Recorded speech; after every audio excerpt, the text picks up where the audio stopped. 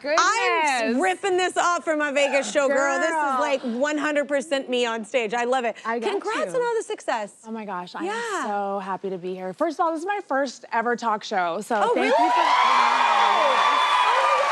Yeah, thank you so much. Oh man, absolutely. nervous. Absolutely. Don't be nervous. Why did you want to do a podcast? Why did you? Because it's, you know, you've got a wild story to where you maybe don't want to share it, or maybe you do because you're trying to like be like, hey, this is my life. Like before you start to talk about me, like get to know me. Is that maybe what led you to do it? So what happened was other people were trying to tell my story for me, and that's super fun. Yeah. So you know, when I first got with my husband, everybody was just like, oh, you know, Jelly's wife is a sex worker, and you know, essentially trying to shame me. And I went to my husband and I was like, what do I do? And he's like, take control of your narrative, tell your truth. And he's like, figure out how you can do that. And I was like, oh, hand me a microphone. Like, I can do this. So it was before the big podcast boom.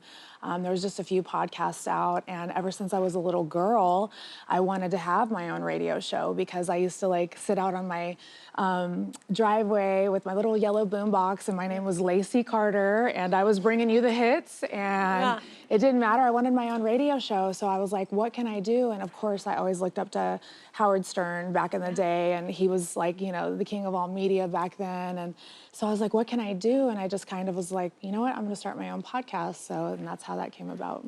It's incredible, man. And you say you went through you're pretty open actually about having a tough childhood and, you know, having a lot of hurdles. And you talk about that openly on the podcast, right? Yes. Oh yeah. We talk about everything. I think what's really cool about the pod is it's a lot like your show here. Like it's a safe space, and I want people to come and tell their truth and like clear their name, or like, you know, get off their chest whatever they need to get off their chest. There's so many times that I've gotten done doing an interview, and when we're done, like I'm still friends with that person because we just feel like we bonded, you know, during that conversation. And I feel like that's so special. Absolutely. And the world needs more of that now. Yeah. So wait, so in the new book, you look back at hard times, and after that, you were arrested a number of times, right? And you talk about your very first mugshot. You look like terrified, right? That was on my 18th birthday. Oh, no. Okay, yeah, no, it was, I got caught shoplifting. Yeah. Well, I ran away That's even scarier, too, because 18 changes everything. Absolutely, I learned that day, so. That's not a day you want to find out. No, I was like, I can't just go to juvie. That was a cakewalk, you know? And they were like, no, you're going to the big house. I was like, oh, man.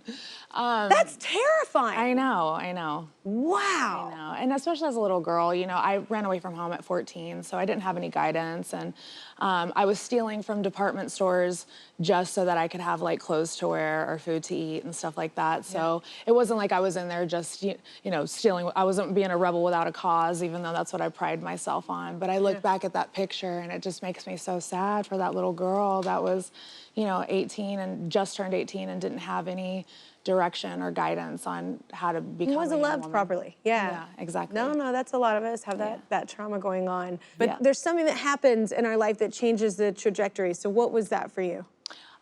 So I had, you know, I was running these streets of Vegas, just wild. I was not a good human. I was, you know, stealing left and right. I was in sex work. I was in addiction. And I ended up getting into a severely domestic violent relationship where, you know, I was strangled unconscious to where all the blood vessels in my eyes were burst. I was punched. I was kicked like a dog. Like it was really, really bad. It's all in the book. And it took me getting into that situation and experiencing the pain that I was causing to other people to be like, this is not okay. I need to change who I am. And I literally was just like, this is it. This is the catalyst that I'm going to change my life and become a better human. So I was just looking for love in all the wrong places, you know? Yeah.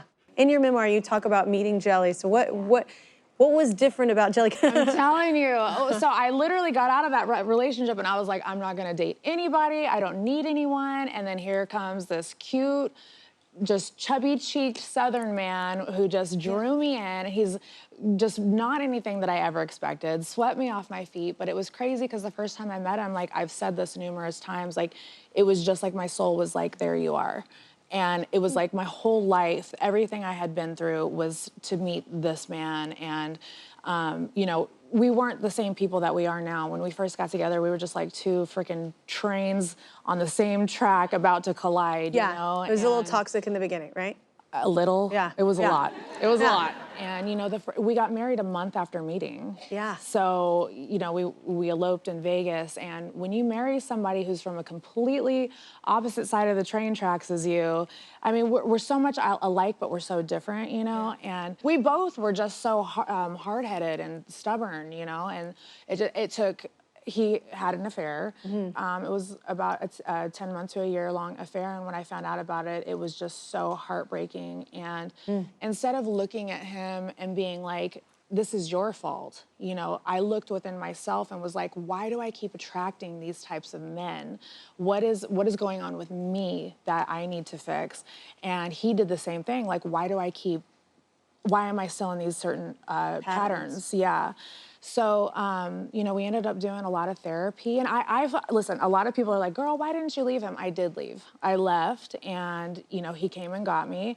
But I also believe that I have been given so many second chances in my life. Like, I truly believe that that man deserved a second chance, and I gave it to him, and it is the best decision I ever made. Will he get a third? Absolutely not. Okay? Okay? Let's just make that clear.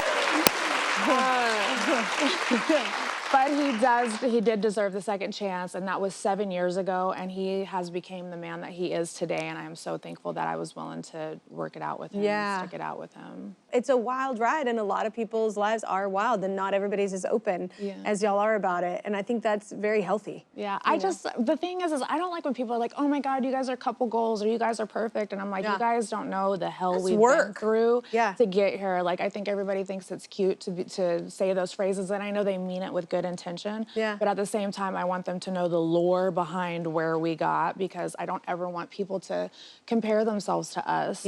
And think, no, every relationship is different. And think that it's like unattainable, because it's not. We've been through the freaking trenches together. So. Wow. Congratulations on the book. Thank you. And thank you for being so open. Thank you, of course. It's a gift. Not everybody's able to do that. We need to stop for a few commercials, everybody. Bunnie Xo's new book is called Stripped Down, Unfiltered and Unapologetic. It's out now.